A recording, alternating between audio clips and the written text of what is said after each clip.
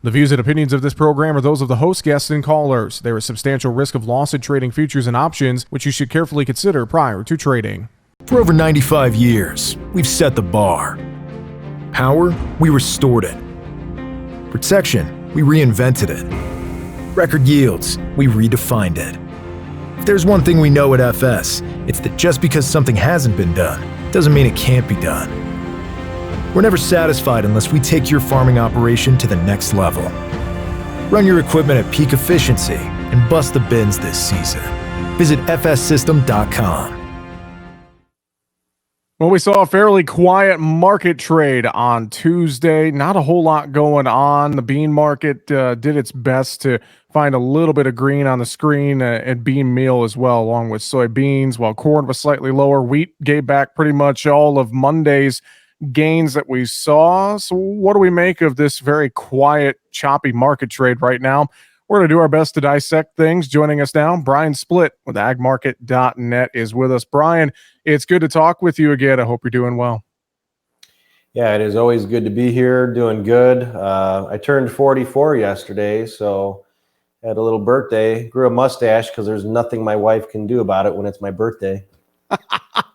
Well, happy birthday. Happy belated birthday to you. And mustache is coming in good. It's looking good. So appreciate it. Keep it up. Keep it up. That's for sure.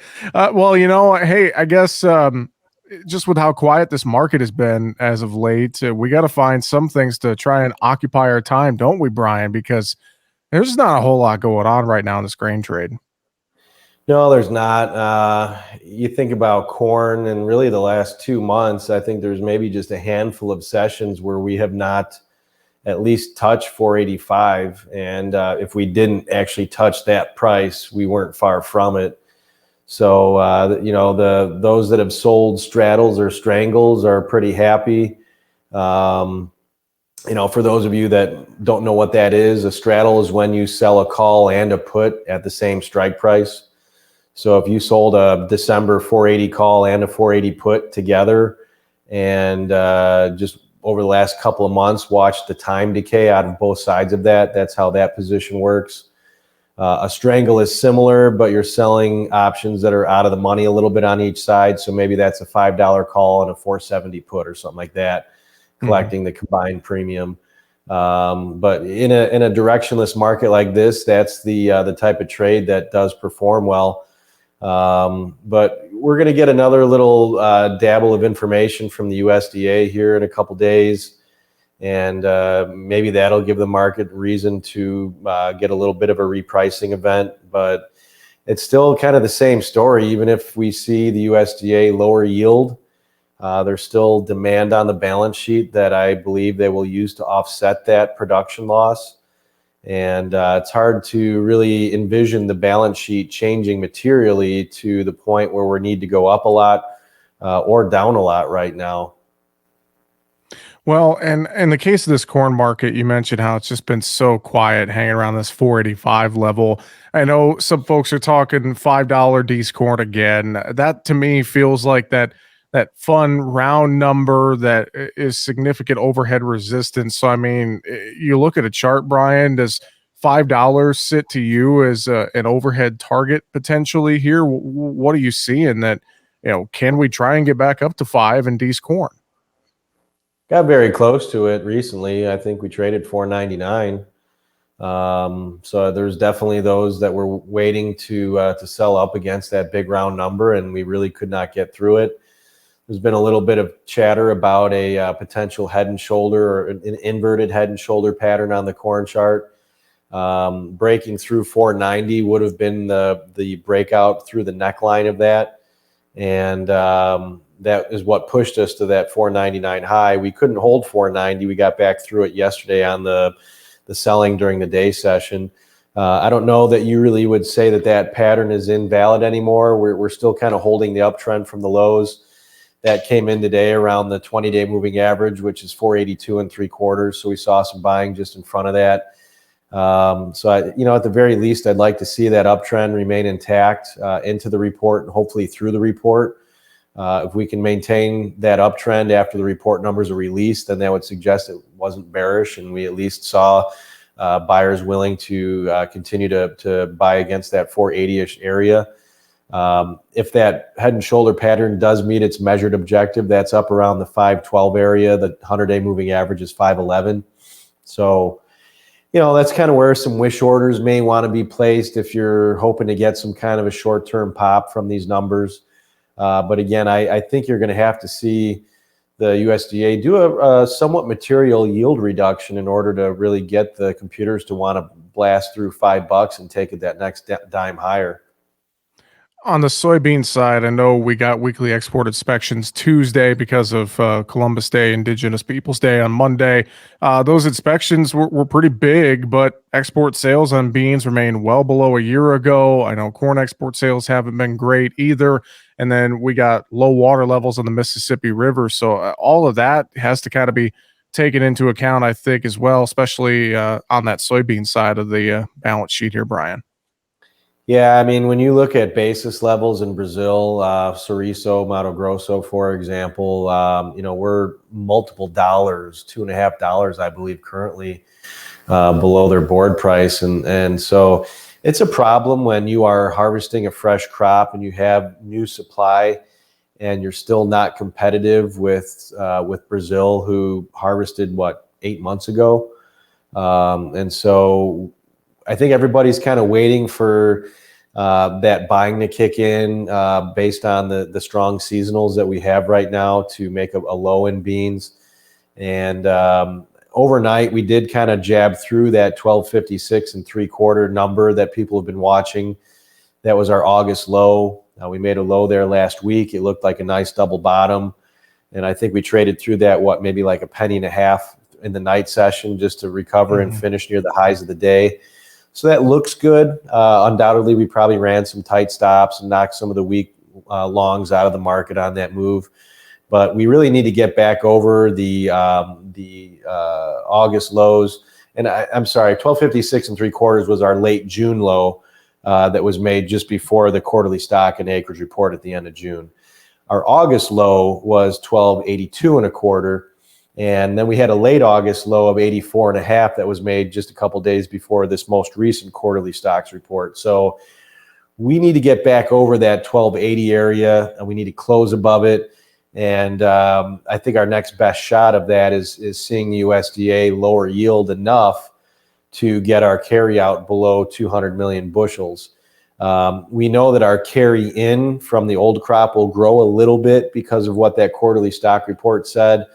But it doesn't buy them that much cushion, like to the tune of about a 0.1 bushel cushion. So if we see more than a 0.1 bushel cushion or more than a 0.1 bushel reduction on yield, then our production numbers should drop. But then that leads you right back to what you were just saying. Our export pace is not good. So USDA did lower exports on the last report. They could very well lower it again on this report, especially if they're going to do a somewhat sizable yield reduction. When you think about what our yield is currently from the USDA versus last time crop conditions were about what they are right now and what they more importantly were in like that August to early September timeframe, we're still 2.5 bushels higher than that year. It's a dangerous exercise to try and suggest that a certain crop condition equals a certain yield every year. So I would caution doing that. But we very well may still need to see this bean yield come down a touch. Brian, as well, I'm hearing a lot of farmers that are not selling off the combine, beans or corn. They're putting a lot into on-farm storage right now. Are you hearing some of the same? Do you think that's kind of the case across the countryside right now? The whole storage conversation is two-pronged. If you have your own storage, I think there's a lot of validity to doing that. I think basis will improve once we get through harvest, especially, probably you're going to see a little nice bright spot on basis once you get into late November, December. So I know a lot of producers really do not want to accept the basis that's being offered to them currently, and I understand that. There's carry in the market. So if you have the ability to say, all right, well, I'm going to sell the bushels right now, but I'm going to sell them in March. And that's something that actually we've been talking to our clients about. If you have bushels that you've priced off of December, that you know you're not going to deliver off December, locking in this 15 to 16 cents of carry in corn from Dec to March, probably not a bad idea. Historically, the last 20 years, that's about maximum type of carry that we've seen. Now, granted, interest rates could make it go wider than that, but when you're dealing with just historicals, that's a lot of carry to lock in from Dec to March. So if you have the ability to not accept harvest basis, put it in your bin, use the carry to your advantage, sell it off of the March contract, which is at a higher price, and then hopefully pick up some basis at the same time. And that same story is true for beans. When you look from Dec to Jan and Nov to Jan and Nov to March, there's carry there. Again, we would like to think the basis will improve from where it is currently. So that's one conversation. Now, the other conversation is, well, I don't have my own storage, and I'm thinking about DP.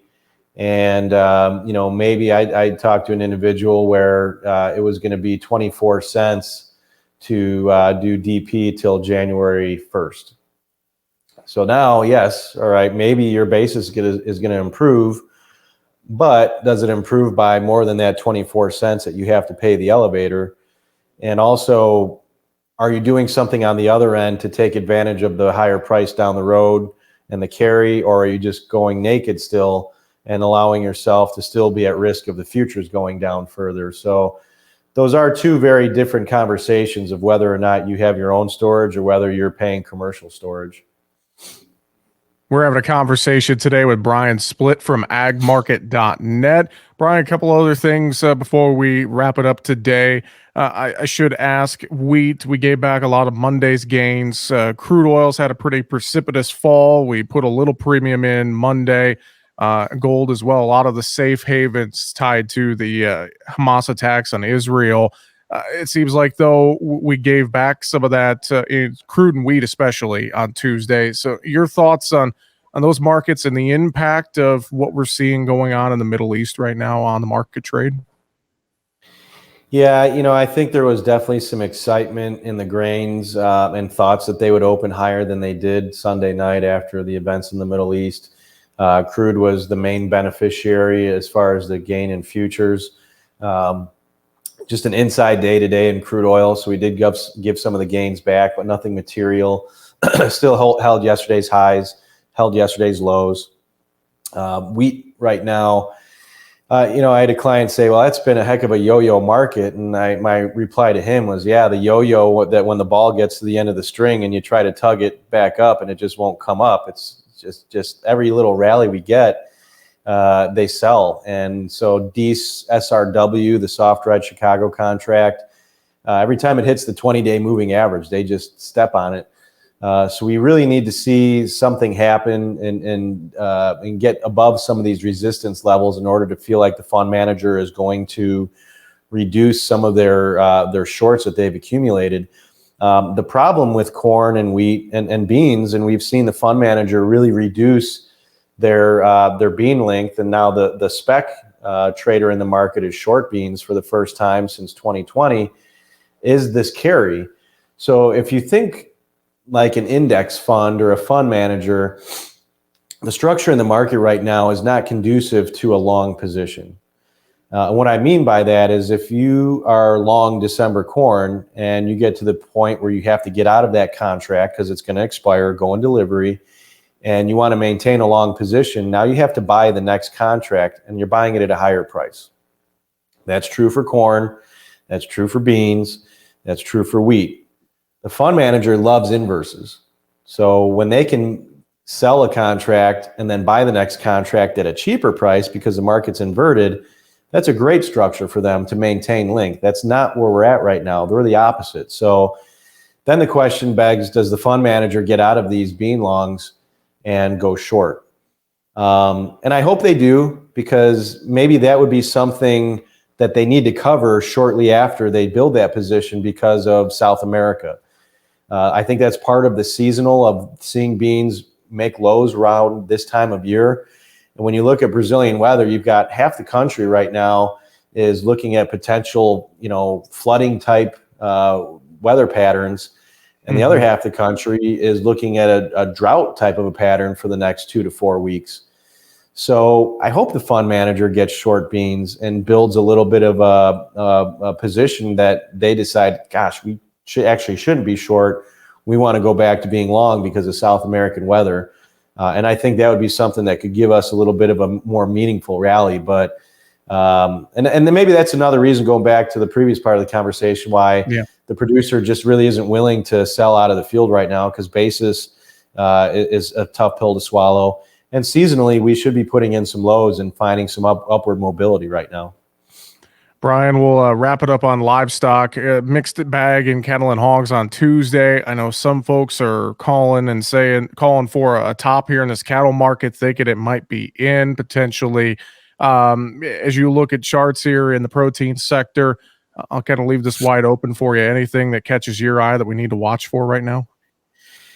Yeah, I would say the market certainly is trading different than it has been in both the live and the feeder cattle futures. Today's an example of that, where you're up early in the morning, maybe a couple bucks, and then by the end of the day, you're lower, or at least well off the highs in the case of the feeders. So it's not trading how we traded for a year, where the market would start low and then you'd close near the highs. Feeders have taken out some of their uptrend lines. So we've done a little bit of technical damage. And I just think there's going to be some overall concern on the amount of expendable income.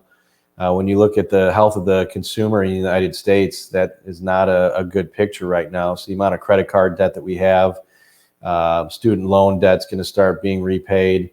And that's quite a bit on an average American citizen every month that you just don't have to spend on things that you may want to. So our disposable income seems to be a potential problem. And I think that's going to be something that could weigh on the cattle market. Now, I think for a long time, that's been kind of the sentiment, is cattle will probably top when it has nothing to do with cattle, right? The supply picture and the reason we've rallied really has not been fixed. But as the market looks forward to the demand side of it, right, which we've seen how that's changed in the grains, what high prices have done there, and now we look at our export situation, the same will eventually be true on the livestock side of things, and the demand for the end product. Has it topped? I don't know. I mean, we'll know in the future, but I think the market has definitely shown some weakness here lately that should bring some concern, and options and put options are still very reasonably priced, where if you need to have a floor, there's really no reason not to at this point. Great thoughts. And Brian, I know if folks have questions, they could reach out to you guys very easily, a phone call or online, of course, agmarket.net. There's a lot of ways to get in touch, isn't there? Yeah, as always, check us out online, www.agmarket.net. We always offer a 2-week free trial of our intel, so you can see how we think and what recommendations we make. You can reach me directly at my phone number, 815-665-0463. And we have an app that we use to help producers market their grain and keep track of break evens and what they have sold. And you can take a look at that at agmarket.app. Fantastic stuff as always. Brian Splitt, agmarket.net. Good to catch up with you, my friend. Have an awesome week. We'll talk to you again soon. Appreciate it, Jesse. Thanks a lot. And that's going to do it for Market Talk today. Find us online, markettalkag.com. I'm Jesse Allen. Have a great afternoon.